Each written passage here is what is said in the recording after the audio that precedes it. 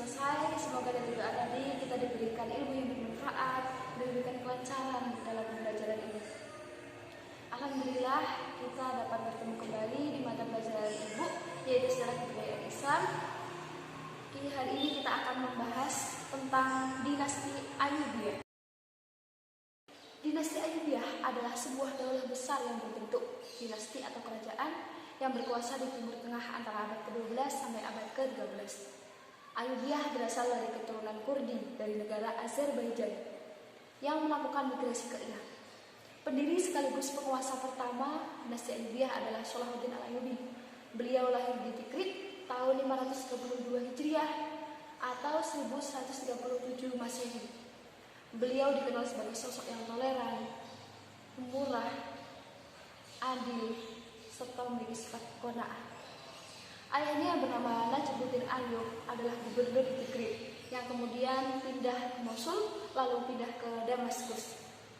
Ayahnya Najmuddin Ayyub dengan saudaranya yang bernama Asim Syirkuh adalah panglima perang Najmuddin Mahmud, yaitu penguasa negara Mesir.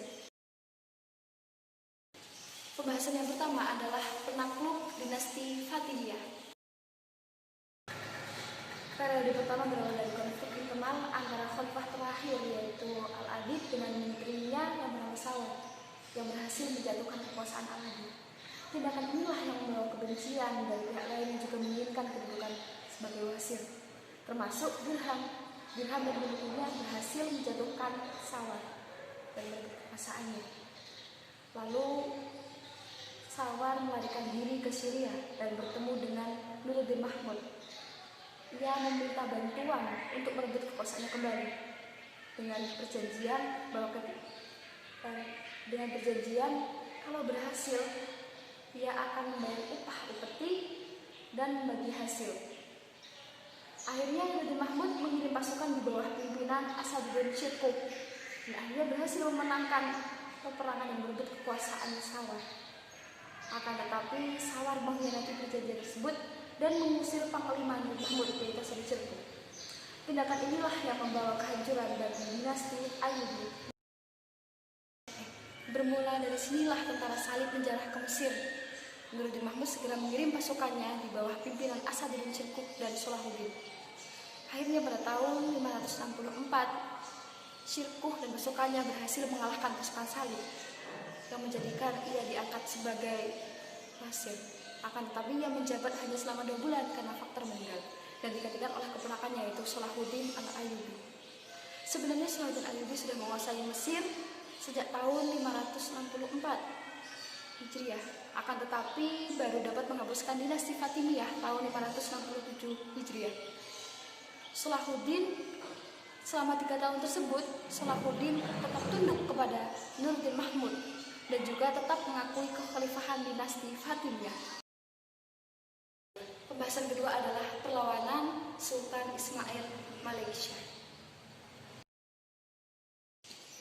Periode kedua bermula dari wafatnya Nuruddin Mahmud dan digantikan oleh putranya yang masih belia yang bernama Sultan Ismail Malaysia. Karena masih belia, banyak amir-amir yang berebut kekuasaan yang menjadikan krisis politik internal yang memudahkan pasukan salib menyerang Damaskus. Salahuddin tidak tinggal diam. Salahuddin melindungi kota Damaskus dari pasukan salib. Karena banyak hasutan, Malaysia menaruh kebencian, menaruh iri kepada Salahuddin Al-Ayyubi, sehingga terjadilah peperangan. Akan tetapi pasukan Salahuddin dapat mengalahkan pasukan Malaysia. Karena tidak ada pilihan lain, Sultan Malaysia meminta bantuan kepada pasukan salib untuk memerangi Salahuddin Al-Ayyubi. Tapi tetap saja Salahuddin dapat memenangkan peperangan tersebut. Karena kemenangan tersebut, terbukalah jalan bagi Salahuddin untuk mencapai kedudukan sebagai sultan. Akhirnya pada tahun 578 atau 1182 Masehi, Salahuddin Ayyubi diakui sebagai sultan oleh Kesultanan Saljuk.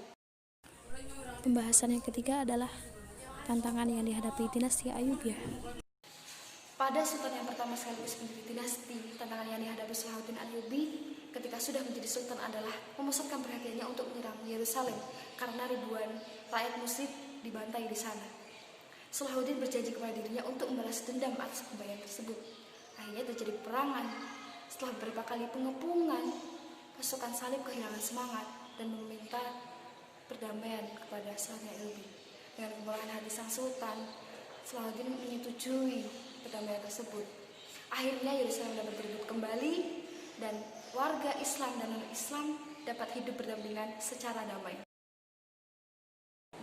Jatuhnya Yerusalem di tangan Muslim menjadikan keprihatinan besar bagi kalangan tokoh-tokoh Kristen, menjadikan seluruh penguasa Kristen Eropa menggerakkan pasukannya menuju ke kota Tyre, lalu berbondong-bondong bergerak ke kota Acre.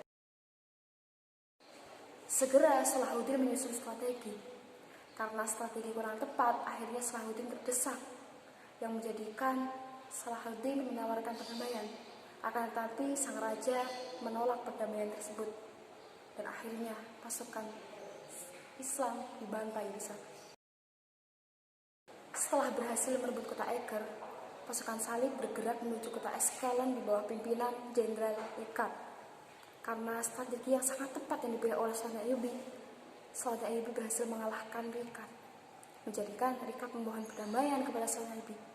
Atas kemurahan sang sultan, beliau menerima penawaran perdamaian tersebut dengan kesepakatan bahwa warga Islam dengan Salib tidak saling menyerang dan menjamin keamanan.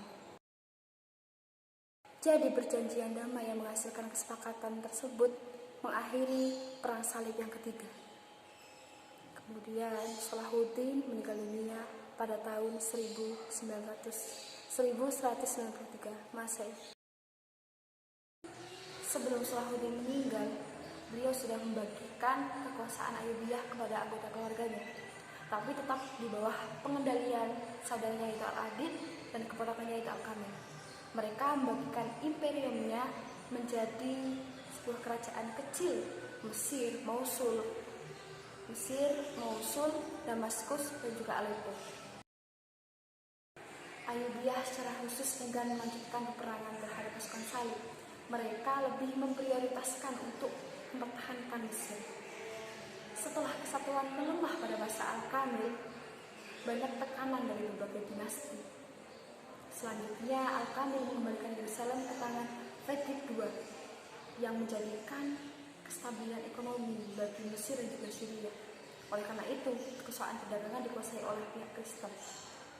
Kemudian Al-Kamil meninggal pada tahun 1238.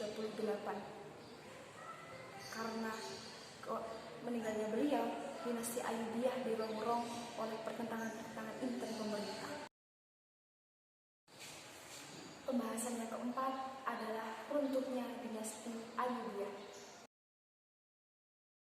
Runtuhnya dinasti Ayyubiyah dimulai pada masa Khalifah As-Sholeh. Kaum budak Mesir, yakni kaum Mamluk, berhasil mengendalikan pemerintah. Setelah Khalifah As-Sholeh meninggal, kaum Mamluk mengangkat istri As-Sholeh menjadi sultanah.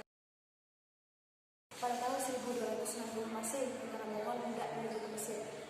Kaum Mamluk di bawah komandan Qutuz dapat mengalahkan kaum Mongol. Akhirnya dengan begitu dinasti Ayyubiyah diambil alih oleh Qutuz dan pasukannya, dan berakhirlah riwayat dinasti Ayyubiyah. Mungkin hanya itu yang dapat Ibu sampaikan. Ada pertanyaan? Jika tidak ada pertanyaan, Ibu cukupkan sampai di sini. Banyak kesalahan, Ibu mohon maaf. Assalamualaikum warahmatullahi